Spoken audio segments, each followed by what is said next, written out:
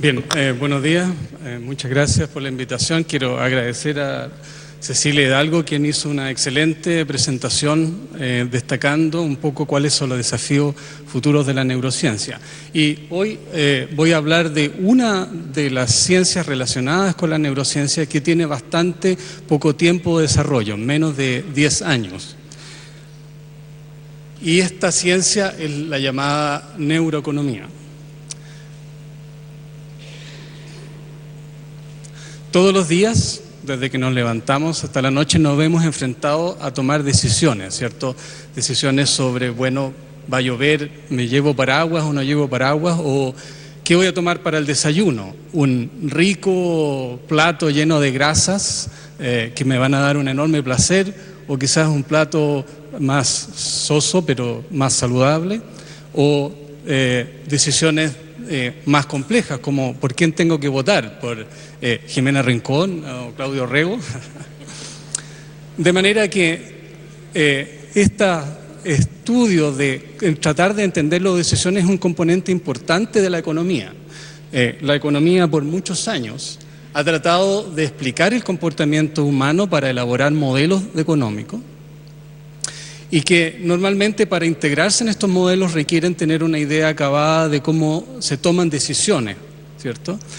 Sin embargo, la economía ha fallado notablemente en predecir la conducta humana, y obviamente la razón de esto es que la toma de decisiones de todos nosotros es un proceso altamente complejo.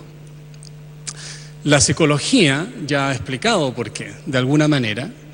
La psicología, estudiando el comportamiento humano, nos dice que de alguna manera la toma de decisiones es una mezcla, ¿cierto?, de factores donde el componente racional, es decir, la decisión que todos esperarían que ocurriese de acuerdo a los beneficios, no ocurre, porque hay una mezcla, ¿cierto?, que tiene que ver con factores sociales, cuál ha sido mi historia personal y cuál es mi emoción en el momento de tomar la decisión.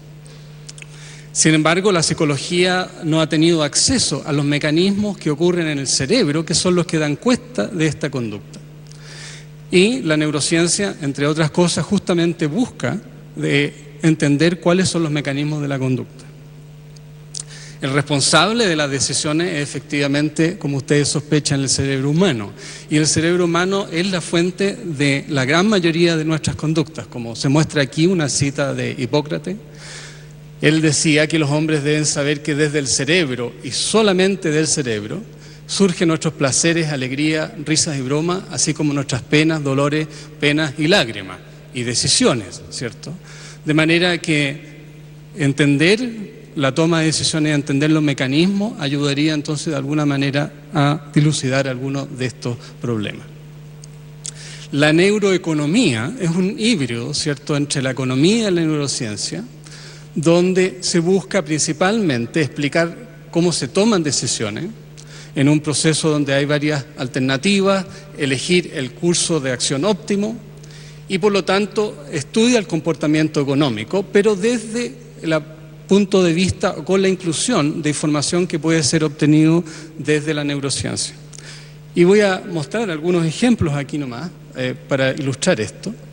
Una parte importante de las nuevas maneras que tenemos de estudiar el cerebro proviene de imagenología. Quizás alguno de ustedes haya tenido que pasar por algún test de resonancia para mirar la integridad estructural de su cerebro.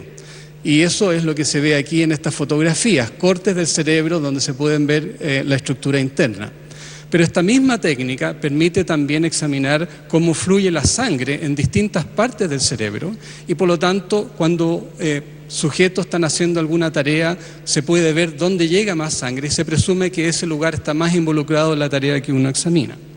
Y esta es una técnica que nos permite entonces mirar el cerebro en acción durante una conducta en personas que están haciendo una de estas. Y aquí entonces se permitiría ver algunas áreas del cerebro. Este es un corte del cerebro por la mitad, donde se ve algunas áreas que son importantes en la toma de decisiones. Áreas, por ejemplo, como la amígdala, que está relacionada con decisiones emocionales, ¿cierto? O el núcleo accumbens, que de alguna manera tiene que ver con la recompensa, ¿cierto? Se activa cuando obtenemos una recompensa. o parte de la corteza cerebral que es más fría, que de alguna manera sopesa beneficios y daños. Si uno usa estas técnicas para examinar la actividad en nuestro cerebro, encuentra cosas bastante interesantes. Un ejemplo de eso ocurre en lo que se llama el juego del ultimátum, donde se le pide a dos personas que repartan una cantidad de dinero. Una de las personas decide qué porcentaje le toca a cada uno, por ejemplo, 1% y 99%. Y la otra persona decide si ese trato va o no va. Por supuesto que si una persona dice 1 y 99 para mí, la otra persona va a decir no. Te dice 50 y 50, va a decir sí. El equilibrio no es 50-50, es un poco menos. Pero cuando uno pone a personas en este juego y lo estudia con un resonador, observa que hay distintas partes del cerebro que se activan, depende si las personas que tienen que decidir tienen una emoción de rechazo porque sienten que el trato es injusto. De manera que mirando la actividad del cerebro uno puede predecir qué tan justo o injusto siente la persona que es un trato y por lo tanto esta actividad predice muy bien cuál va a ser la decisión del individuo en esta situación. Otro ejemplo es cuando se somete a personas en una situación donde pueden obtener una pequeña recompensa, pero de inmediato, o obtener una mayor recompensa, pero en un tiempo más prolongado, ¿cierto? Los niños claramente sabemos por dónde va la cosa, ¿cierto? Pero esta es una decisión no trivial. Obtengo una recompensa rápido o espero y tengo una recompensa mayor. Esta situación, cuando es puesta a individuos en el resonador, hace aparecer que distintas áreas del cerebro, en particular aquellas que tienen que ver con recompensa o con juicio de estos valores, de una manera muy diferente. Y lo que ocurre es que aquellas personas que se le prende más la parte del cerebro que tiene que ver con recompensa inmediata tienden a optar por la primera opción. Y en aquellas personas que se le prende más parte de la corteza que tiene que ver con sopesar beneficios, tiende a escoger otra.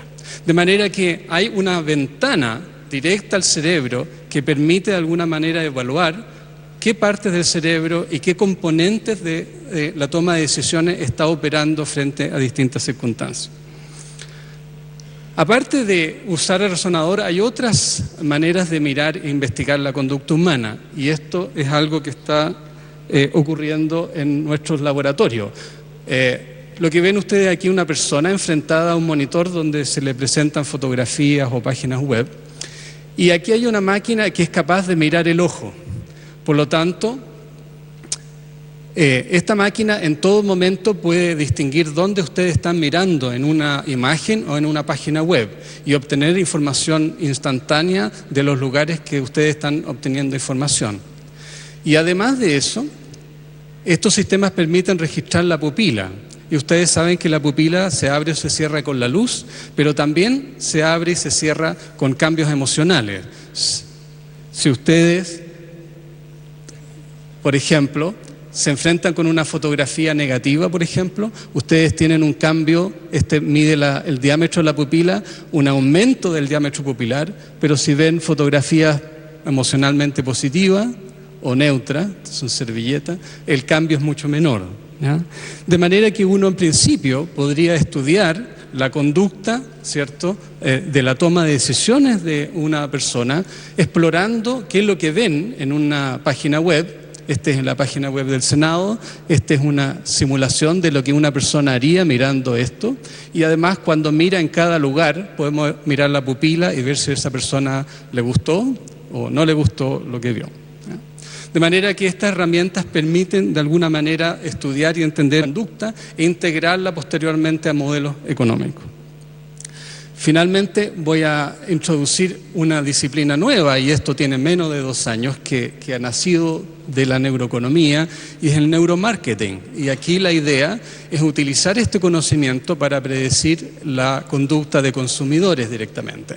Herencia de la neuroeconomía, que es una ciencia más académica, el neuromarketing es una ciencia aplicada, que busca justamente predecir esto.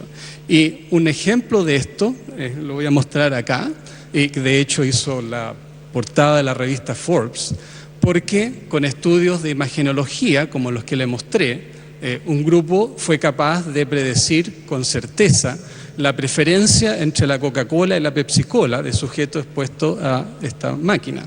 De manera que, aunque uno quizás no lo revela necesariamente verbalmente, sus preferencias de productos, como por ejemplo estas dos, está de alguna manera representado en la actividad cerebral, que de ser posible de estudiar, podía uno relativamente predecir bastante bien. De manera que este es un ejemplo de lo que se puede encontrar en esta nueva disciplina. Bien, y con eso quiero terminar. Tenemos un tiempo corto, así que muchas gracias.